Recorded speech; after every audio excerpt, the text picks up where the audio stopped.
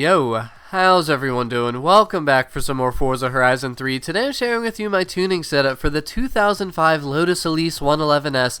And I'm just going to quick showcase this car in the Forzavista, share with you some racing gameplay, and obviously talk about this tune. But if you would like to give this tune a try, just search for creator Stevio2175 when you're in this 2005 Lotus, and you'll be able to find my tune there. I just posted it today, but this car is beautiful. This is a Lotus that I have always loved, all the way back dating to Need for Speed Most Wanted is where I first saw it. Man, that was a long time ago. But this is certainly one of the lightest sports cars you're ever gonna see. It's under 2,000 pounds, which is absolutely ridiculous, and that is without the weight reduction. So this thing, the main problem with it when you're trying to tune it for more power, it's really hard to keep it rear-wheel drive and make it actually be able to grip really well when you're making turns at high speed. So that was the main challenge trying to tune this car, and I think I worked it out very well. This thing is so much fun to drive.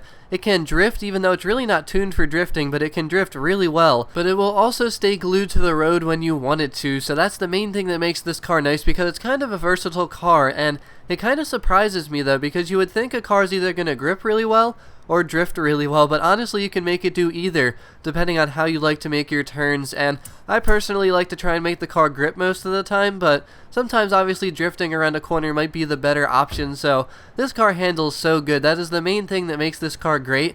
And on top of that, it brakes ridiculously good. It brakes so good, and you'll see here in this race around the first really sharp bend, I actually braked way earlier than I needed to, and that's why I like to just kind of drive one car for a while and really get a good feel for that car, because I've been switching around a little bit, and I just wasn't used to how good the brakes are on this thing, because other cars I've been driving simply don't brake as good as this car does, and that's really due to this car being so light. The car doesn't need to stop too much weight, which is awesome, and the handling is crazy. I mean, look at me whip around this sharp bend and didn't have to let off the gas at all, which is absolutely fantastic, and you'll see that here again towards the end of the race. But the other thing that's great about this car is even though it's rear-wheel drive and even though it's so light, the launch is really good. You saw me launch the car there. I was full throttle off the line, and right when you shift into second gear, you have full grip. You can go full throttle and you will not get any tire spin at all. Now, I think the gearing on this car feels really good, and it accelerates really fast all the way through fourth gear, but once you hit fifth gear, it does start to lose a little bit of power and speed, and you're going to start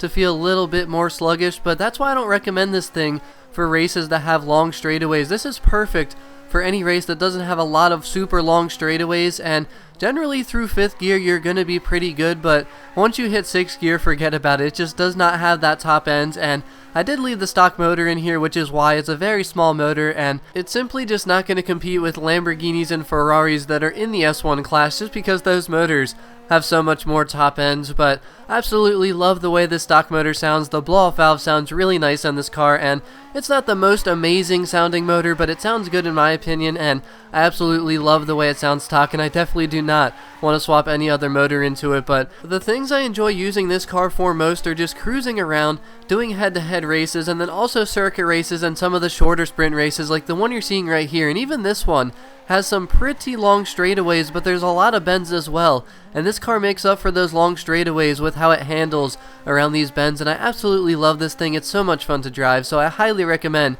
you give this thing a try, especially if you've never driven this car in this game at all, because it actually is a nice car stock as well, but it's just very slow when it's stock. So I really hope you enjoyed this video. I hope you learned a thing or two.